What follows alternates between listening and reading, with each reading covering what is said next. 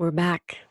It's time for chapter 3 of Wait Till Helen Comes, where you get a chance to see how the family interacts a little bit more and how they're going to get along in this new country home. All right, Wait Till Helen Comes, chapter 3. That evening, after Dave's friends left, we had our first dinner in the church. Mom and Dad did most of the talking.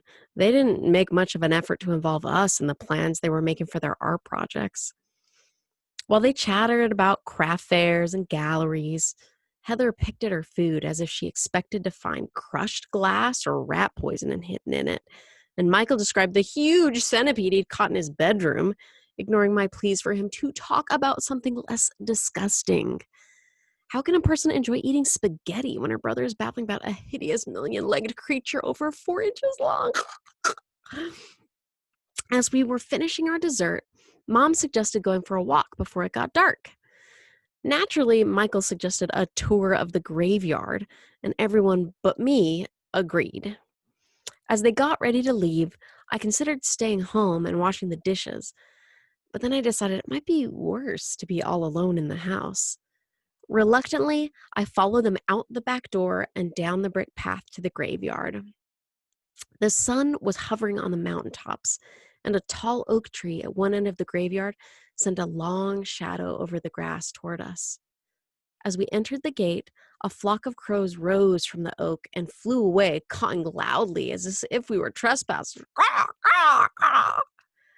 When I took Mom's hand, Heather smiled mockingly at me from her perch on Dave's shoulders. "Molly's scared of the graveyard," she whispered in his ears. "But I'm not."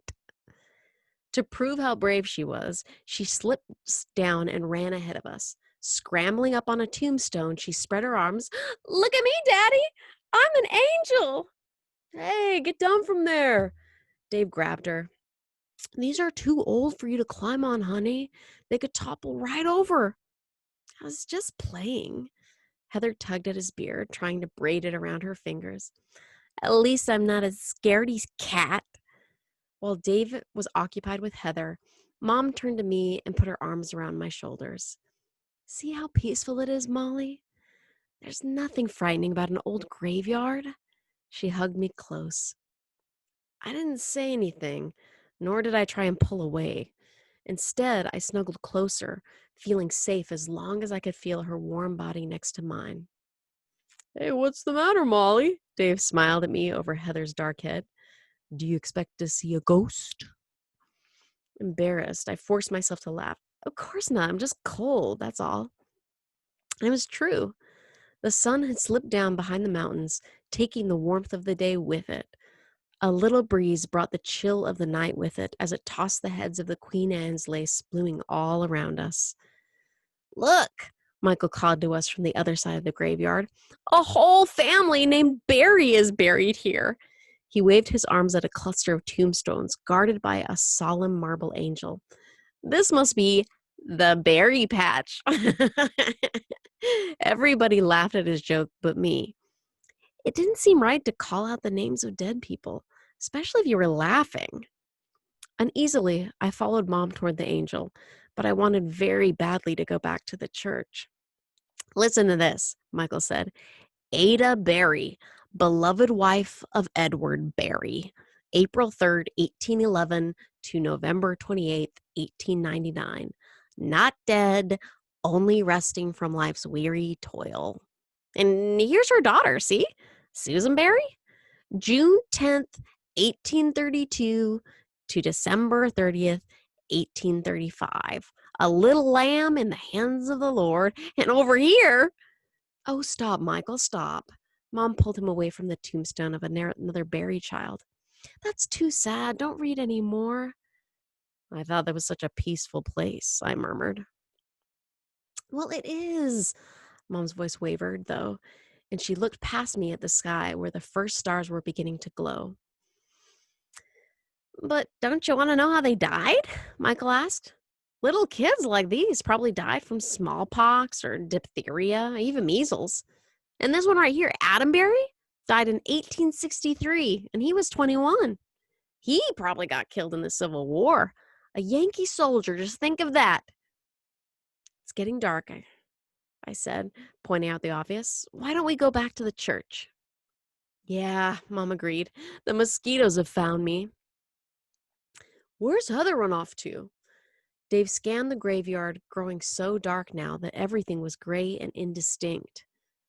There she is! Michael pointed to the far end of the graveyard where the oak tree stood. In the shadows, we could barely see Heather poking around in the weeds. Come on, Heather, Dave called. You got all day tomorrow to explore this place. None of these folks is going anywhere. He and Mom chuckled, and he put his arm around her waist and whispered something in her ear that made her giggle. Glancing at Heather, I saw her stop and stare at Dave and Mom. Even in the darkness, I could see the look of hatred that flashed across her pale face at the sight of him embracing Mom. Then, realizing that I was looking at her, she made her face blank and walked slowly toward us, trailing her fingers across the tombstones, humming softly. By the time we reached the church, the trees were dark masses against the sky, flickering with fireflies.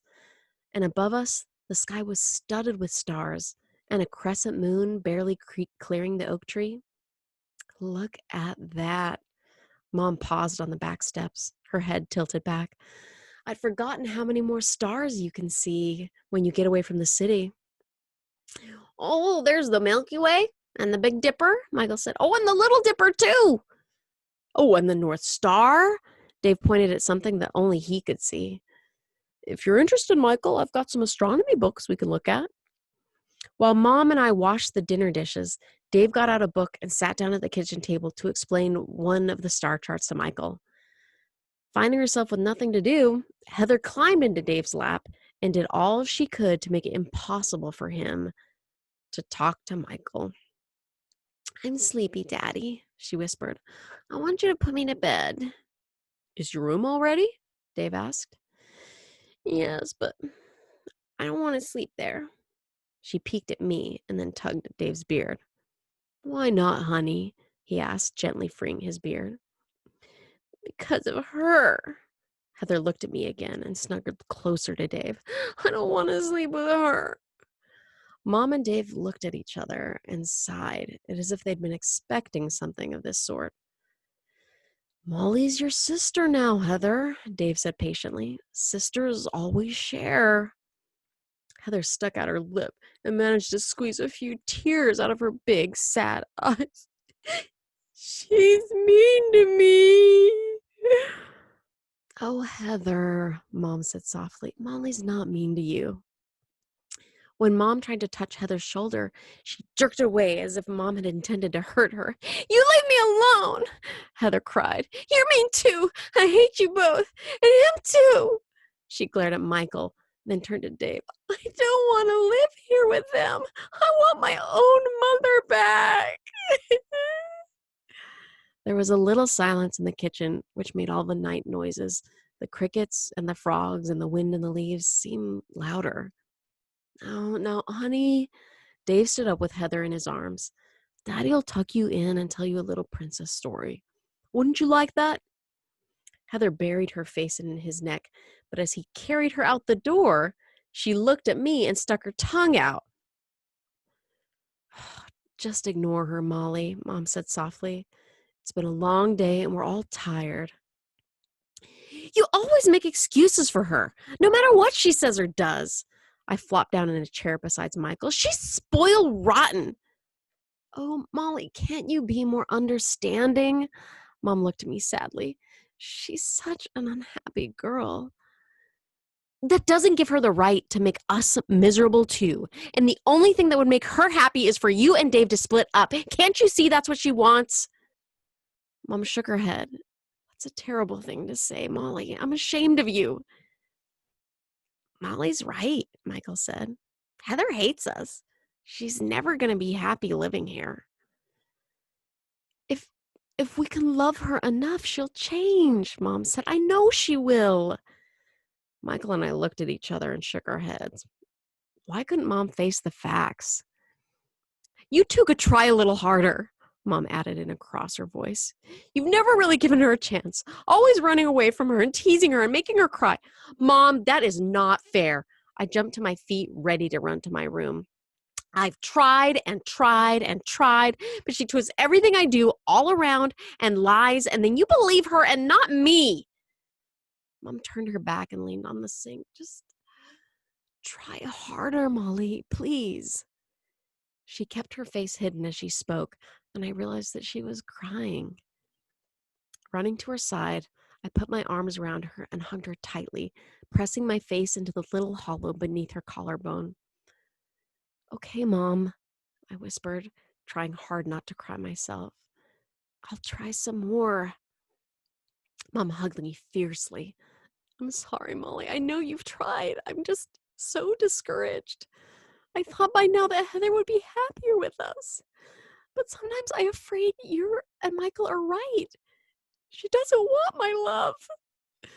She wiped her tear away with the back of her hand and sighed, I don't know what to do. I love Dave so much, and you all too, but Heather, I just don't know. She made herself a cup of peppermint tea and carried it out on the back porch. Knowing she wanted to be alone, I sat down beside Michael. While he studied the star chart, I thought about Mom. I hated to see her so unhappy, but I had no idea what I could do to help her feel better. Heather sat in the middle of everything, making all of us miserable, and as far as I could see, enjoying every minute of it.